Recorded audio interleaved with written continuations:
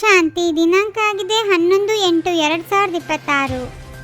ಸೇವಾದಾರಿ ಮಕ್ಕಳು ಜ್ಞಾನದ ಮೋಡಗಳಾಗಿ ಸದಾ ರಿಫ್ರೆಶ್ ಆಗಿ ಅನ್ಯರಿಗೂ ಜ್ಞಾನದ ಮಳೆಯ ಸುರಿಮಳೆಯ ಮೂಲಕ ಆತ್ಮಿಕ ತಾಜಾತನ ಮತ್ತು ಶಕ್ತಿಯನ್ನು ನೀಡುವವರಾಗಿರಬೇಕು.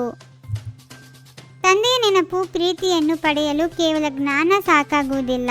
ಸೇವೆಯಲ್ಲಿ ನಿರತರಾಗಿ ಪ್ರತಿಯೊಂದು ಆತ್ಮನ ಕಲ್ಯಾಣದ ಉಮ್ಮಂಗವನ್ನು ಹೊಂದಿರಬೇಕು.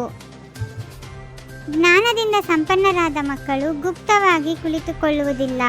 ಬಂಜರು ಹೃದಯಗಳನ್ನು ಹಸಿರಾಗಿಸಲು ಸ್ವತಃ ಮುಂದೆ ಬಂದು ಸೇವೆಯ ಅವಕಾಶವನ್ನು ಹುಡುಕುತ್ತಾರೆ.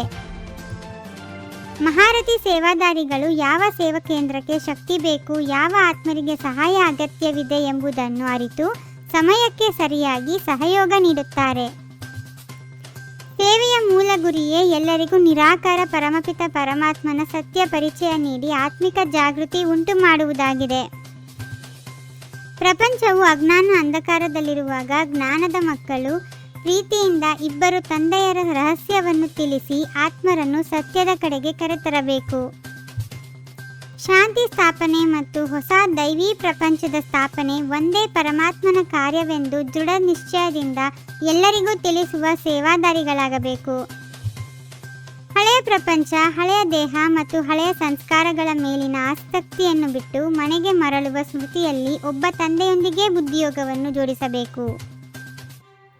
ದೈವಿ ಗುಣಗಳ ಧಾರಣೆ, ಸಂಪೂರ್ಣ ಪವಿತ್ರತೆ ಮತ್ತು ಆತ್ಮಾಭಿಮಾನವೇ ರಾಜಯೋಗದ ಮೊದಲ ಅರ್ಹತೆಯಾಗಿದ್ದು ಪ್ರತಿಯೊಬ್ಬ ಬ್ರಾಹ್ಮಣನು ಇದನ್ನು ಜೀವನದಲ್ಲಿ ಅಳವಡಿಸಿಕೊಳ್ಳಬೇಕು. ಮನ್ಮನಾಭವ ಮಂತ್ರವನ್ನು ಜೀವನದಲ್ಲಿ ಅನುಸರಿಸಿ ದೇಹದ ಎಲ್ಲ ಸಂಬಂಧಗಳನ್ನು ಮರೆತು ಪರಮಾತ್ಮ ತಂದೆಯೊಂದಿಗಿನ ಯೋಗಾಗ್ನಿಯಿಂದ ವಿಕರ್ಮಗಳನ್ನು ಭಸ್ಮ ಮಾಡಬೇಕು. ಪರಮಾತ್ಮನೇ ತಂದೆ, ಶಿಕ್ಷಕ ಮತ್ತು ಸದ್ಗುರು ಎಂಬ ಅಚಲ ನಿಶ್ಚಯವು ಪಕ್ಕಾ ಆದಾಗ ಆತ್ಮದ ಸ್ಥಿತಿ ದೃಢವಾಗಿ ಸೇವೆಯಲ್ಲಿಯೂ ಯಶಸ್ಸು ದೊರೆಯುತ್ತದೆ. ತಂದೆಯ ಮನೆಯನ್ನು ಮತ್ತು ಬ್ರಹ್ಮಕುಮಾರ ಕುಮಾರಿಯರ ಪರಿವಾರವನ್ನು ಅರಿತು ಸ್ವರ್ಗದ ಆಸ್ತಿಯನ್ನು ಪಡೆಯುವ ಭಾಗ್ಯವನ್ನು ಎಲ್ಲ ಆತ್ಮರಿಗೂ ಪರಿಚಯಿಸಬೇಕು. ಬಂಧನ ಮುಕ್ತರಾಗಿ ಆತ್ಮಿಕ ಸೇವೆಯನ್ನು ಜೀವನದ ಧ್ಯೇಯವನ್ನಾಗಿ ಮಾಡಿಕೊಂಡು ಮನುಷ್ಯರನ್ನು ದೇವತೆಗಳನ್ನಾಗಿ ಮಾಡುವ ಪವಿತ್ರ ಸೇವೆಯಲ್ಲಿ ಸದಾ ನಿರತರಾಗಿರಬೇಕು. ಸೇವಾದಾರಿ ಮಕ್ಕಳು ಆರಾಮವನ್ನು ಬಿಟ್ಟು ಗ್ರಾಮದಿಂದ ಗ್ರಾಮಕ್ಕೆ, ನಗರದಿಂದ ನಗರಕ್ಕೆ ಜ್ಞಾನ ಪ್ರಚಾರ ಮಾಡಿ ಅನೇಕರಿಗೆ ಹೊಸ ಜೀವನದ ದಾರಿಯನ್ನು ತೋರಿಸಬೇಕು. ಜ್ಞಾನ ಮತ್ತು ಯೋಗ ಎರಡೂ ಸಮಾನವಾಗಿ ಇದ್ದಾಗ ಮಾತ್ರ ಸೇವೆ ಫಲಪ್ರದವಾಗುತ್ತದೆ. ಯೋಗವಿಲ್ಲದ ಜ್ಞಾನವು ಖಾಲಿ ಮೋಡದಂತೆ ಫಲ ನೀಡುವುದಿಲ್ಲ. ದೇಹಾಭಿಮಾನದ ನಶೆ ಮತ್ತು ಜ್ಞಾನದ ಅಹಂಕಾರ ಸೇವೆಯ ದೊಡ್ಡ ಶತ್ರುಗಳಾಗಿದೆ. ಇವುಗಳಿಂದ ಡಿಸ್ಸರ್ವಿಸ್ ಆಗುವುದರಿಂದ ಸದಾ ವಿನಮ್ರತೆಯನ್ನು ಧಾರಣೆ ಮಾಡಿಕೊಳ್ಳಬೇಕು. ನಮ್ಮ ಗುರಿಯು ಭಾರತವನ್ನು ಸ್ವರ್ಗವನ್ನಾಗಿ ಮಾಡಿ ನರಕವಾಸಿಗಳನ್ನು ಸ್ವರ್ಗವಾಸಿಗಳನ್ನಾಗಿ ರೂಪಿಸುವುದಾಗಿದೆ ಎಂಬ ಆತ್ಮಿಕ ನಶೆಯನ್ನು ಸದಾ ಕಾಪಾಡಿಕೊಳ್ಳಬೇಕು.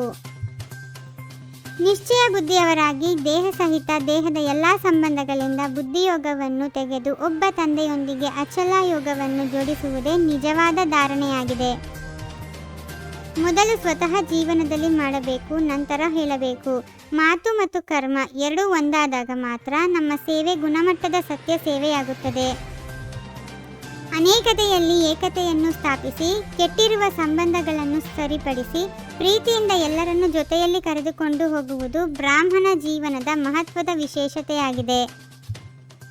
ಸ್ವಪ್ನದಲ್ಲಿಯೂ ಅಥವಾ ಸಂಕಲ್ಪದಲ್ಲಿಯೂ ಅಪವಿತ್ರತೆಗೆ ಅವಕಾಶ ನೀಡದೆ ಸದಾ ಸಹೋದರನ ಸ್ಮೃತಿಯಲ್ಲಿ ಸ್ಥಿತರಾಗಿ ಸತೋಪ್ರಧಾನ ಶಕ್ತಿ ಸ್ವರೂಪದಲ್ಲಿ ಇರುವುದೇ ಸಂಪೂರ್ಣ ಅಹಿಂಸಕ ಜೀವನವಾಗಿದೆ. ಓಂ ಶಾಂತಿ. 21 ಜನ್ಮಗಳಿಗೆ 21 ಪರಮಾತ್ಮನ ಮಹಾವಾಕ್ಯಗಳನ್ನು ಆಲಿಸಿ ಹಾಗೂ ನಿಮ್ಮದೇ ಆದ ಈ ಚಾನೆಲ್ಗೆ ಲೈಕ್ ಮಾಡುವುದನ್ನು ಮರೆಯದಿರಿ.